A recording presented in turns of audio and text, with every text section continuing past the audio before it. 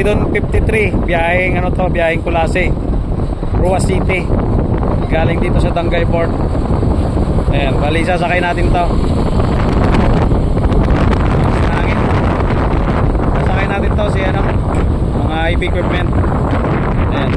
Dun sa mga ano, dun sa mga mananakay ng heavy equipment, pwede tayo magsakay kahit sa kahit sa 70 tons.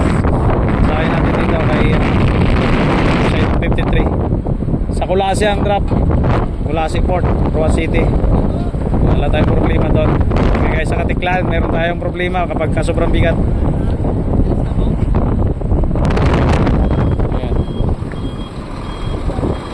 Bali ano to, at 3 araw nandito si Poseidon 53. 12 hours yung biyahe niya galing dito Dangay Port papuntang Kulasi Port sa Roa City.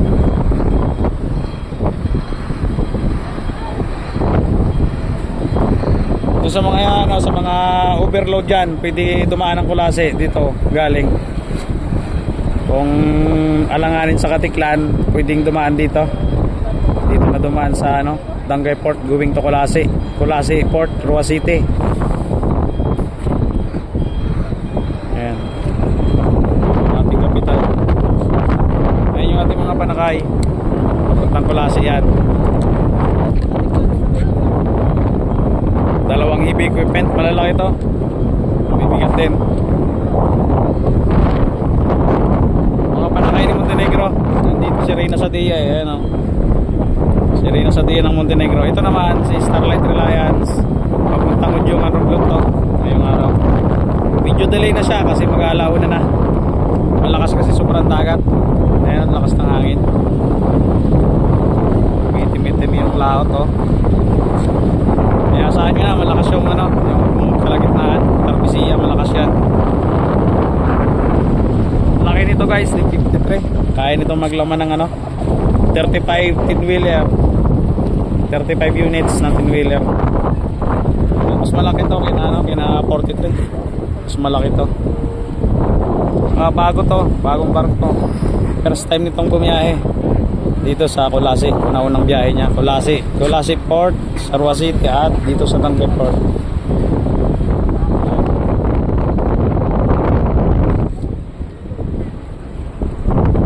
Sasakay natin to, heavy equipment. Bali 3 heavy equipment yung sakay natin papuntang Kulasi. Bibira na natin lahat ng heavy equipment na nandito sa Dangay Port.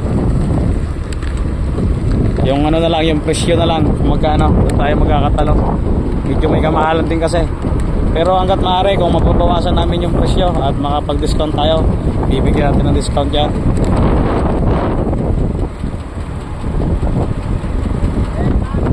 Depende na lang yan sa pag-uusap.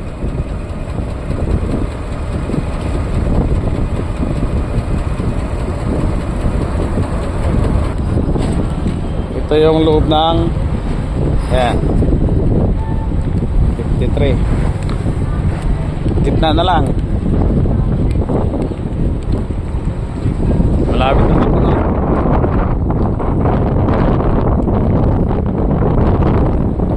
Lakas ng hangin.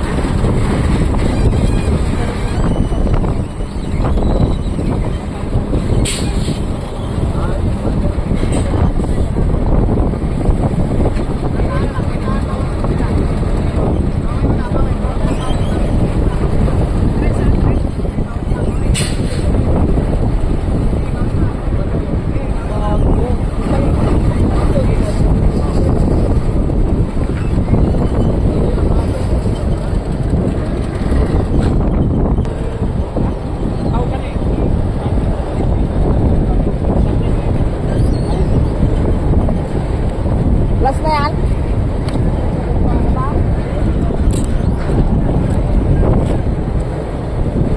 Hirapan ng driver ay. Hirapan mo sa Baguhan. okay. Oh.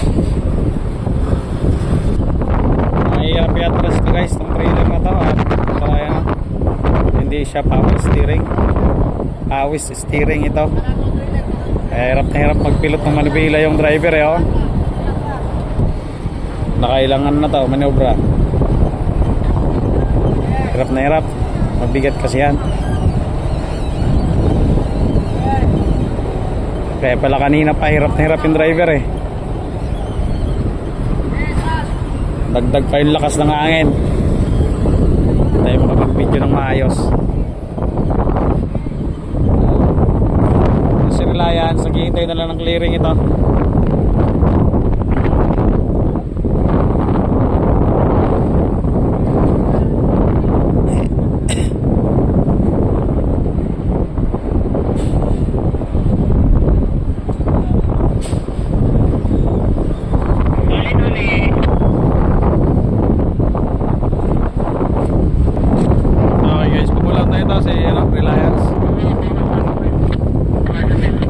Ujungan, biyaheng Ujungan.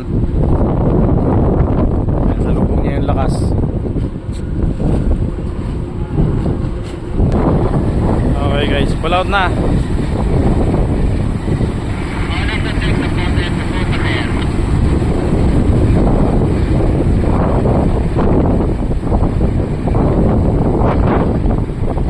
Alauna.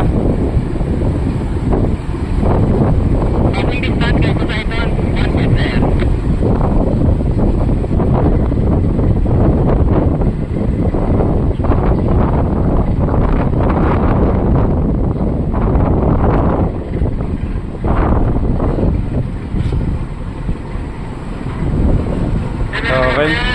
Ito na lang si Poseidon 53.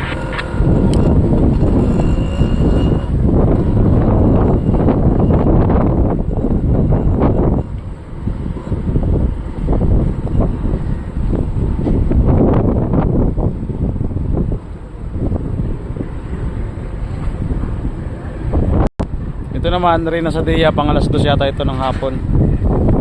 Ayan.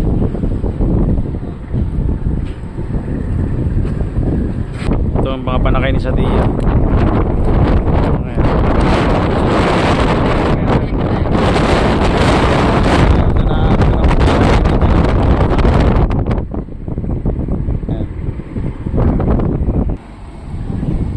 Bale yan guys, nag-start na din mag-loading si Sadia. Habang tayo naman ayan. Papasok na yung isang yung isang nahuling heavy equipment. Inilabas na dahil hindi pa ayos yung kanyang hindi ayos yung kanyang papel. Bali inayos lang at ito okay na. Tatlo pala yan siya nakasikaso. Tatlong sasakyan pala yung nasikaso niya kaya matagal.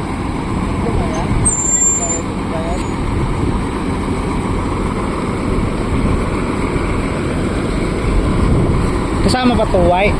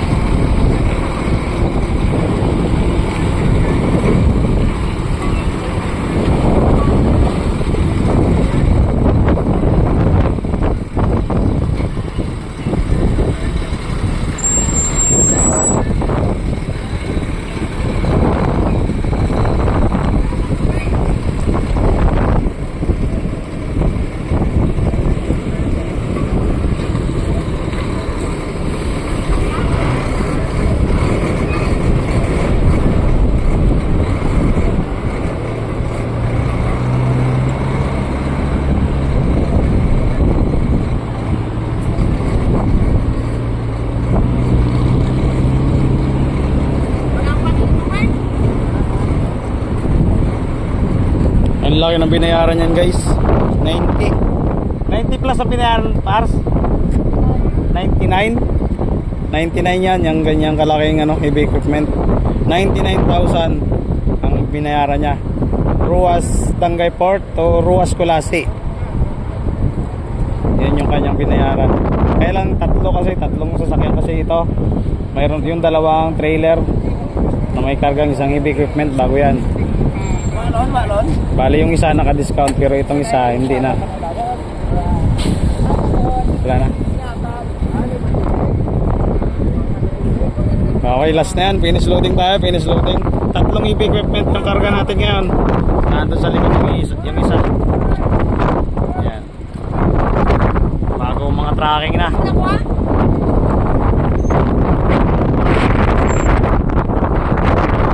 Clearing na lang ito guys. Clearing na lang. At papull out na rin ito maya maya. Okay. Yan yung status natin ngayong hapon. Yung kapitan ng Poseidon. Yan naka-green.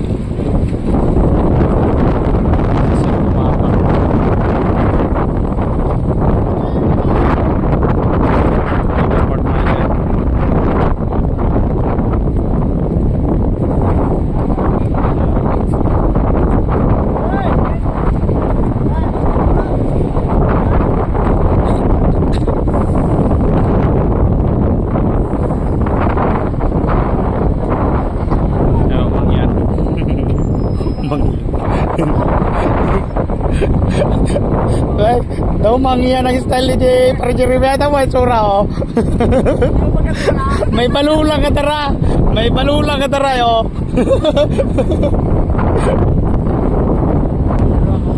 Okay guys, hanggang dito na lang ulit muna tayo.